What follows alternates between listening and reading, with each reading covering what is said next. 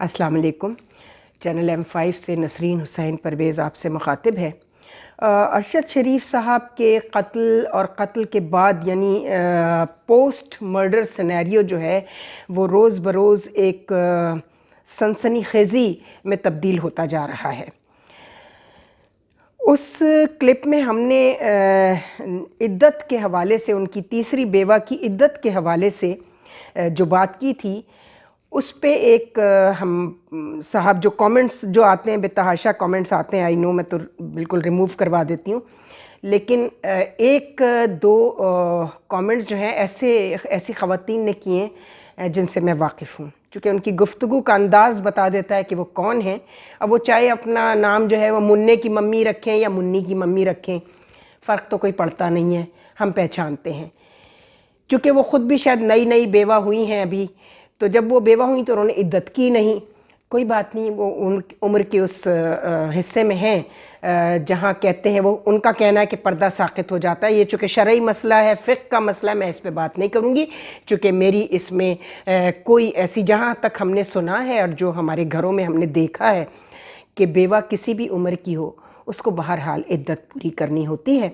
और अगर किसी वजह से उसको वो कोई ऐसे किसी टीचिंग प्रोफेशन में है कुछ में, तो मगरिब से पहले उसको घर आने की सुना है कि हिदायत है कि वो मगरिब से पहले अपने घर वापस आ जाए, चाहे वो किसी भी उम्र की हो बेवा, और वो अपने काम से जाए। कहीं पढ़ाती हैं, टीचिंग में हैं, कहीं किसी कारखाने में काम करती हैं, किसी दफ्तर में काम करती हैं, तो वो दफ्तर में काम करती होंगी तो यकीनन वो उनकी उम्र भी ऐसी होगी, 60 साल से तो ज़ाहिर है कि वो ऊपर नहीं जा सकती।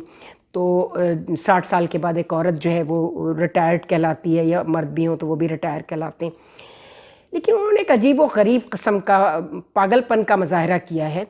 उन्होंने कहा कि जी इद्दत को इद्दत रहने दें, उसको सत्ती ना बनाएं, और ये तो हिंदुओं में होता है कि वो शौहर के इंतकाल के फ़ौरन बाद जो है ना, वो औरत को बिल्कुल पाबंद करके बिठा देते हैं, और वो औरत की मर्द की चिता के साथ, शौहर की चिता के साथ उसको पहले जला दिया जाता था, तो अब जो है वो उसके ऊपर बहुत पाबंदियाँ होती हैं। इस्लाम ने तो कोई पाबंदी नहीं लगाई, ये वही मुन्ने की मम्मी है। मुझे जवाब देने की ज़रूरत तो पड़ी नहीं, कोई साहब हसान साहब हैं, मैं उनकी शुक्रगुज़ार हूँ कि उन्होंने इस मसले की अहमियत को समझा और उन्होंने अपने हिसाब से उनको जवाब तो दे दिया। लेकिन मेरी बहन, मैं एक बात कहना चाहती हूँ, आप खुल के सामने आए ना। अगर आप पे इतनी अखलाक़ी जुर्रत है तो मैं आपकी बहुत सारी चीज़ों से वैसे तो वाकिफ़ हूँ, मैं जानती हूँ आप कौन हैं, तो आप जो कुछ करती रही हैं और करती रहती हैं, मुझे उससे कोई मतलब नहीं। वो आप कब्र में हिसाब देंगी, अल्लाह को हिसाब देंगी। लेकिन कुछ अरसे से आपके बारे में ये मशहूर है कि आप अल्लाह को भूल चुकी हैं। सिर्फ पब्लिसिटी स्टंट आपने एक मामले को बनाया हुआ है, और उसके लिए आप ना शरई मामलात की परवाह कर रही हैं, ना आप अल्लाह की, जिसका दिल चाहता है, जिसको जैसा चाहता है दिल आज़ारी कर देती हैं, दिल दुखा देती हैं। ये आपके बारे में चीज़ें आ रही हैं और मैंने इसका ज़ाती तजुर्बा भी किया। तो अपने नाम से सामने आइए। मुन्ने की अम्मा और मुन्ने की मम्मी के नाम से तो हम भी बहुत कुछ कर सकते हैं, लेकिन हम तो कुछ नहीं कर रहे। हम तो जो कुछ हैं आपके सामने है, अपनी तस्वीर और अपनी आवाज़ के साथ। तो आपकी तो ना तस्वीर है, ना आवाज़ है, ना आपका सही नाम तक नहीं है। फेक नामों से आप कमेंट्स दे रही हैं, ऐसा मत कीजिए। जो आपकी रही सही इज़्ज़त है कुछ लोगों के दिलों में, वो भी खाक में मिल जाएगी। तो मैं एक बात कहना चाहती हूँ, वो लड़की जो तीसरी बेवा है अरशद शरीफ की, मैंने कहा था कि उसको भी दायरा तहकीक में लाया जाए।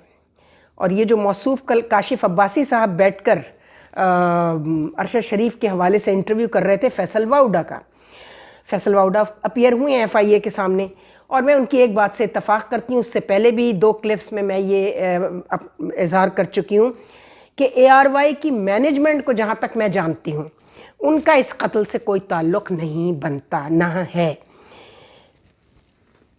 वो भी अपने एम्प्लॉइज़ को और अपने एंकर्स को सपोर्ट करते रहे हैं बहुत सारे मामलात में। इसमें उनका बड़ा माली नुकसान भी हुआ है। अदालतों के वकीलों के पैसे और अदालतों के ख़र्चे, वो सब उन बेचारों ने बर्दाश्त किए, उनकी मैनेजमेंट ने। लेकिन हमने जैसे पहले कहा था ना कि वो कुएं में कुत्ता गिर गया है, اور پانی ناپاک ہو گیا ہے تو وہ ڈول ڈال ڈال کے پانی تو نکالا جا رہا ہے لیکن کتے کو نہیں نکالا جا رہا. اور الٹیمیٹلی اگر اللہ نے چاہا اور 75 سال بعد کوئی ایک صحیح قاتل پکڑا گیا اس ملک میں، خدا کرے ایسا ہی ہو، تو جن لوگوں کو ہم نے کہا کہ دائرۂ تحقیق میں لایا جائے، اس میں ان کے وی پی بلکہ سینئر وائس پریزیڈنٹ عماد یوسف، ارشد شریف صاحب کا پروڈیوسر عدیل راجہ، ان کے کلوز سرکل کے وہ دوست جن سے وہ اپنی ہر بات شیئر کرتے تھے، محیط پیرزادہ صاحب جو کہ فوراً لنڈن بھاگ گئے تھے، ابھی سنا ہے وہ یہ کہہ کر کہ جی بہت وہ، اور ایک وہ عمران ریاض، یہ سارے لوگ انہوں نے کہا کہ جی ہم کو قتل کا خطرہ. ایک تو ہر آدمی کو یہاں اپنے قتل کا بہت خطرہ ہونے لگا ہے. یہ پبلسٹی اسٹنٹ جو بنایا ہے نا لوگوں نے کہ ہمیں قتل کا خطرہ ہے، یہ سارے ڈرامے سے بھی سب واقف ہیں. ارشد شریف کو کس نے اس بات پہ مجبور کیا کہ تمہارے قتل کا خطرہ ہے، تم کو تھریٹس ہیں؟ اور وہ تھریٹس دینے والے جو تھے، رانا ثناء اللہ بھی بڑے مزے سے گھوم رہے ہیں جنہوں نے ایف آئی آریں کاٹیں، اور الٹیمیٹلی سارا نزلہ جو ہے وہ اسٹیبلشمنٹ پر گرا دیا گیا. بھائی حکومت وقت نے ایف آئی آرز کاٹیں، آف کورس کسی ناکردہ گناہ کے جرم میں اگر آپ کی ایف آئی آر کاٹی جاتی ہے تو اٹس ویری نیچرل، انسان خوفزدہ تو ہو جاتا ہے. ارشد شریف کا خوف بلا جواز نہیں تھا. ان کی والدہ ایک گھریلو خاتون ہیں اور ان کا پورا حق ہے کہ وہ اس معاملے میں ہر اس شخص کو دائرۂ تحقیق میں لانے کے لیے جو فورم بنا ہے، جو جے آئی ٹی اگر بنی ہے کوئی تو، یا ایف آئی اے، ان کو اور چیف جسٹس صاحب کو جو انہوں نے خط لکھا ہے، اس میں کسی مروت دوستی لحاظ کے بغیر جن لوگوں پر آپ سمجھتی ہیں کہ جو اس سے زیادہ کلوز تھے، ٹھیک ہے، اس کی تیسری بیوہ جو ہے اس کو تو آپ نے نئی جنازے پہ بھی نہیں آنے دیا، وہ گھر آ بھی نہیں سکتی تھی، اور وہی سب سے زیادہ اچھل رہی ہے. ہر چینل اس کو لے کر بیٹھا ہوا ہے، اس کی بڑی خوبصورت سی تصویر لگا کر، اور اس سے ڈیفنس اینالسٹ یعنی دفاعی تجزیہ نگار، خاص طور پہ بول ٹی وی، ان کو بہت تکلیف ہو رہی ہے.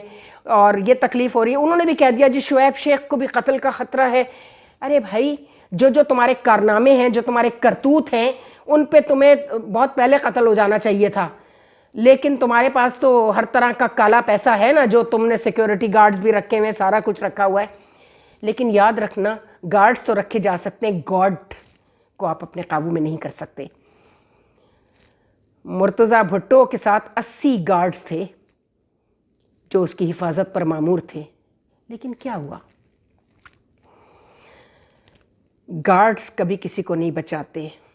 جس کی اللہ نے جب تک جہاں تک زندگی لکھی ہے وہ محفوظ رہے گا، چاہے اس کے پاس کوئی گارڈ نہ ہو. ارشد شریف کے حوالے سے کوئی بھی بات کرنا، یہ بڑا حساس نوعیت کا قتل ہوا ہے، اور جتنے بروٹل طریقے سے ہوا ہے، یہ کسی نے اپنی ذاتی دشمنی بھی نکالی ہے، یہ یاد رکھیے گا. تو یہ ان کی والدہ ہی بتا سکتی ہیں، ان کی جو بیوی ہیں، ان کے بچوں کی جو ماں ہیں وہ بتا سکتی ہیں، اور وہ عدت میں ہیں بیچاری، وہ تو باہر نہیں آ رہی ہیں. تو ان سے پتہ کیا جائے کہ کیا ارشد شریف کی کسی سے ذاتی دشمنی بھی تھی. پروفیشنل جیلسیز تو بہت تھیں. ہمیں معلوم ہے اے آر وائی کے کن کن لوگوں کو اور دوسرے چینلز کے کن کن اینکرز کو اس شخص سے پروفیشنل جیلسی تھی، اور وہ مجرموں کے ساتھ اٹھتے بیٹھتے بھی ہیں. یہ بھی ہمیں پتہ ہے وہ کن کن کے ساتھ اٹھتے بیٹھتے ہیں. تو ذرا ان کی والدہ کو میں ریکویسٹ کروں گی، ارشد شریف کی، کہ اس دائرۂ تحقیق میں آنے والے وہ تمام نام جو آپ کے ذہن میں آتے ہیں، اللہ سے دعا کر کے سوئیں رات کو. کچھ چیزیں ایسی بھی ہیں جن کا تعلق روحانیت سے ہے، تو اپنے ذہن میں تصور باندھیں. 2 شہیدوں کی ماں ہیں آپ کے والد، آپ کے جو شوہر تھے ان بچوں کے والد، ان کے انتقال والے دن ایک بیٹا شہید ہو جانا، اتنی آپ بڑی بہادر خاتون ہیں، میں آپ کو سلام کرتی ہوں. آپ کو صرف ایک ہی میں نے گزارش کرنی ہے کہ آپ کی تیسری وہ بہو جسے آپ نے کبھی بہو تسلیم نہیں کیا، جو خود ہی چھپتے چھپاتے، وہ خود کہتی ہیں میں چھپتے چھپاتے تدفین میں فیصل مسجد چلی گئی کہ لوگ مجھے کہیں پہچان نہ لیں، تو میں نے برقع لے لیا تھا۔ بھائی تمہیں جانتا کون تھا کہ تمہیں کوئی پہچان لیتا؟ کون ہو تم؟ کسی نے تمہیں کبھی نہیں دیکھا، کون ہو تم؟ یہ کیا ڈرامہ شروع ہوا ہے؟ ایک اور خاتون کا بھی کلپ میں دیتی ہوں، بہت کلپس اس پہ ہمیں سوشل میڈیا پہ نظر آ رہے ہیں، اور سب کا یہی کہنا ہے کہ جو تیسری بیوہ ہیں، تیسری نمبر کی جو بیوہ ہیں، ان کو بھی دائرہ تحقیق میں لایا جائے، چونکہ کیا پتہ ارشد شریف نے ان سے کچھ محبت میں کچھ شیئر کر لیا ہو، اور وہاں سے بیٹھ کر نیروبی سے، کینیا سے یا دبئی سے، اور وہ انہوں نے کہیں پہ، کیونکہ ان کو بیماری تو ہے کچھ بہت آگے بڑھ بڑھ کر بولنے کی، تو یہ انہوں نے کسی سے اس کو شیئر کر لیا ہو، تو ان کو بھی دائرہ تحقیق میں لایا جائے۔ ایف آئی اے ان کی تیسری بیوہ اور ارشد شریف کے قریب جتنے اینکرز تھے، میں بالخصوص اے آر وائی کے اینکرز کا تذکرہ کروں گی، کاشف عباسی اور مہر عباسی، ان کو ضرور دائرہ تحقیق میں لایا جائے۔ اور اس کے علاوہ ان کے جو بہت قریبی دوست تھے، یہ عمران ریاض جو ان کے بہت دوست بنتے ہیں، ان کی بھی کچھ پروفیشنل جیلیسیز ہوں گی، چونکہ یہ بھی بہت اچھل رہا ہے، مجھے مرڈر کر دیا جائے گا، کبھی باہر بھاگ جاتا ہے، کبھی اس کے چاہنے والے جو اس کا یوٹیوب چینل چلا رہے ہیں، وہ میرے پاس ایک صاحب کا نمبر اور نام ہے، وہ فرماتے ہیں کہ ان کے 50 کروڑ ویوز ہوتے ہیں۔ بھائی کیا پوری دنیا میں اس وقت پاکستان کا صرف ایک ہی سوشل میڈیا کا اینکر ہے جو اب بول پہ چلا گیا ہے؟ ہر 2 نمبر آدمی جو ہے اس کو لینے کے لیے جب وہ مشہور ہو جائے تو اسے بول تیار بیٹھا ہوتا ہے۔ تو کیا صرف انہی کو قتل کے خطرے ہیں؟ بھائی کیا ہو تم کہ تم سے قتل کا خطرہ ہوگا کسی کو؟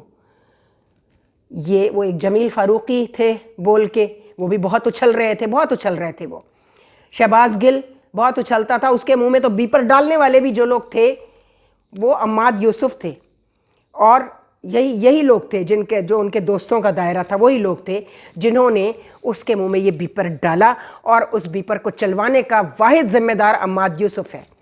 لیکن عماد یوسف کو ارشد شریف کے قتل کے حوالے سے ابھی تک دائرہ تحقیق میں نہیں لایا گیا۔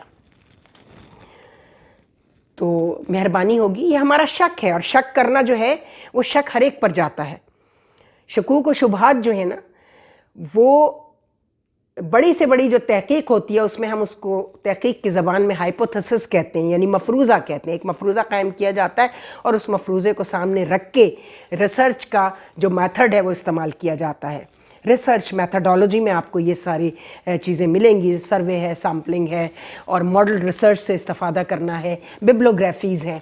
تو اسی طرح آپ پہلے شک کرتے ہیں، پولیس بھی پہلے شک کرتی ہے، اور شک کرنے کے بعد وہ اپنے اور مفروضہ قائم کرتی ہے، کیلکولیشن ہوتی ہے تمام شکوک و شبہات کی، اس کے بعد پولیس کی انویسٹیگیشن آگے بڑھتی ہیں، اور جب وہ عدالت کو چالان پیش کرنے لگتے ہیں تو اس وقت وہ کہتے ہیں کہ جی یہ ہمارے شکوک و شبہات تھے، ان کے مطابق ہم نے انویسٹیگیشن کی، قتل کی یا ڈاکے کی یا چوری کی یا اغوا کی، اور پھر وہ عدالت میں وہ چالان پیش کیا جاتا ہے۔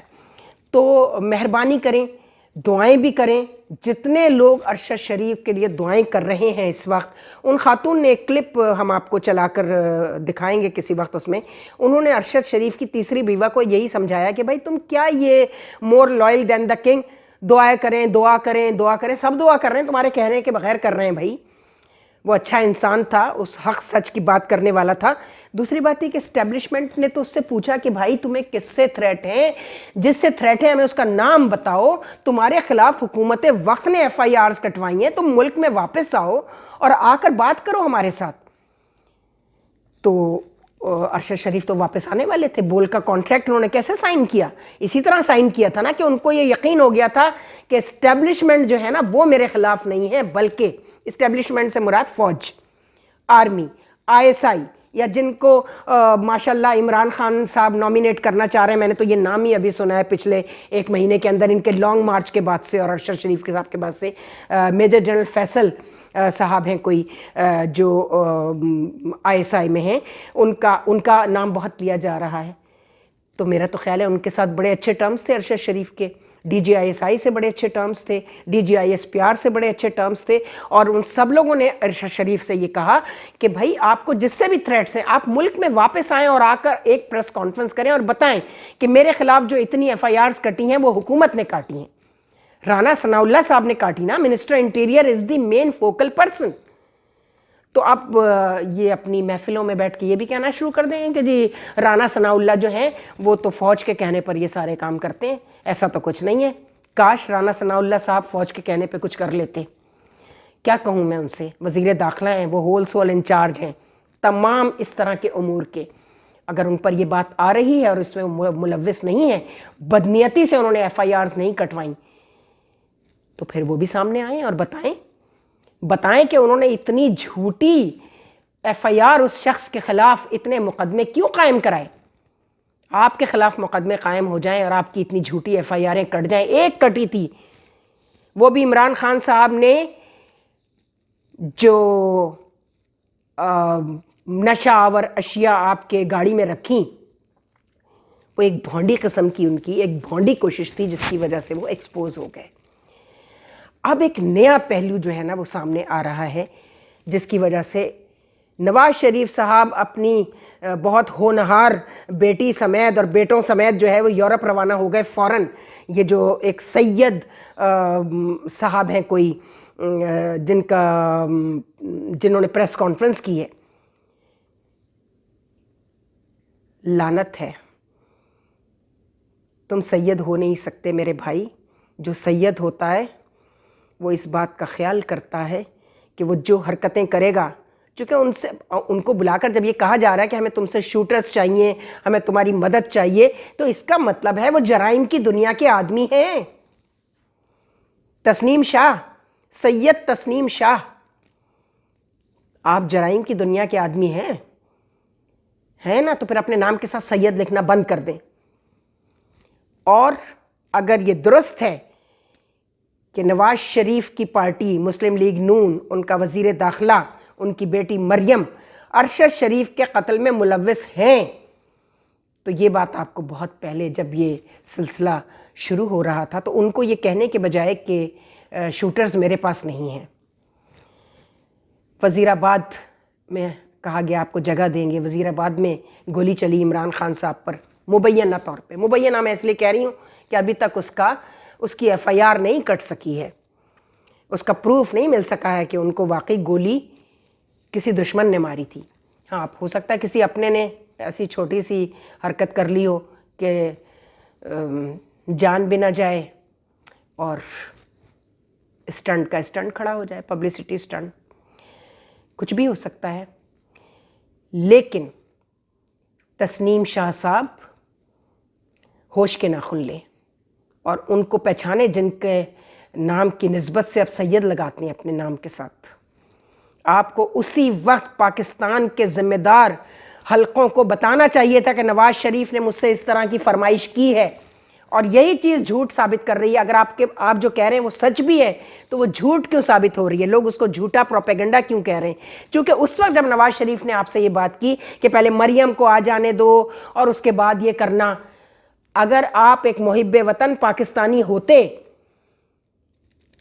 قاتل نہ ہوتے خود, یا آپ قتل کروانے میں ملوث نہ ہوتے, تو آپ اپنے ملک کے ذمہ دار حلقوں کو کہتے کہ دیکھیے مجھ سے اس طرح کی فرمائش کی جا رہی ہے.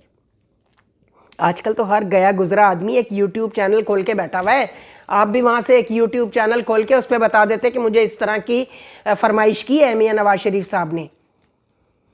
بھائی صاحب, آپ تو عمران خان کے ساتھ بھی تصویریں کھنچوائی ہیں آپ نے, ان کے ساتھ بھی آپ کی تصویریں ہیں. نواز شریف کے ساتھ صرف آپ کی تصویریں آ گئیں تو یہ کوئی ثبوت نہیں ہے کہ آپ سے کہا گیا تھا کہ آپ بھائی قتل کروا دو.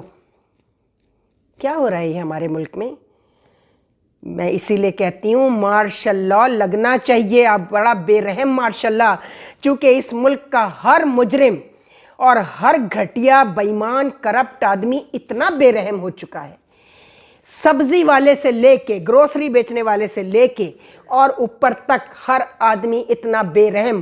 مصنوعی مہنگائی کرنے والے ظالم جو لوگوں کو روز مار رہے ہیں, معاشی قتل ہو رہا ہے لوگوں کا, یہ اتنے بے رحم لوگ ہیں.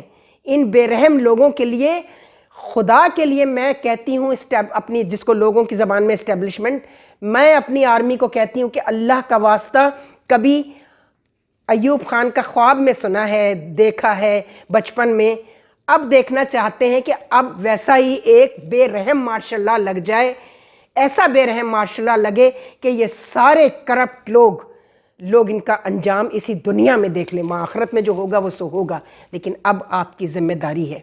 بدنام اگر ہوں گے تو کیا نام نہ ہوگا، اگر بدنام کر ہی دیا ہے آپ کو تو اب خدا کے لیے کوئی ایسا کام بھی کر کے دکھا دیں تاکہ لوگوں کو کچھ سکون ملے، لوگوں کو ان کے مال محفوظ ہوں، ان کی جانیں محفوظ ہوں، ان کی عزت و آبرو محفوظ ہو، اور یہ آپ ہی کر سکتے ہیں۔ یہ ٹی وی کے بکاؤ میڈیا اینکرز اور یہ تھرڈ کلاس عورتیں جو ہیں میڈیا کی، یہ تھرڈ کلاس ہماری سیاستدان عورتیں اسمبلیوں میں جو بیٹھی ہیں، 2 نمبر عورتیں اور 10 نمبر مرد جو اسمبلیوں میں بیٹھے ہیں، اور ہماری ذلیل ترین سول بیوروکریسی، یہ نہیں کریں گے، یہ کبھی نہیں کریں گے، یہ کر ہی نہیں سکتے۔ یہ ایگزیکیوٹرز ہیں، انہوں نے آج تک کوئی لا ایگزیکیوٹ کیا ہے جو انسانوں کے حق میں ہو؟ نہیں کیا نا۔ تو پھر جب یہ کوئی لا ہی یہاں پر نہیں ہے تو پھر ماشاءاللہ ہی صحیح۔ جوڈیشری کے لیے کیا کہوں، ابھی 2-3 دن میں انشاءاللہ میں آپ کو بتاؤں گی کہ ہماری جوڈیشری جو ہے اس میں جو اچھے لوگ ہیں، اگر وہ اچھا کام کرنا بھی چاہیں تو ان کو کون نہیں کرنے دے رہا، یہ بھی ہم آپ کو بتائیں گے۔ خدا حافظ۔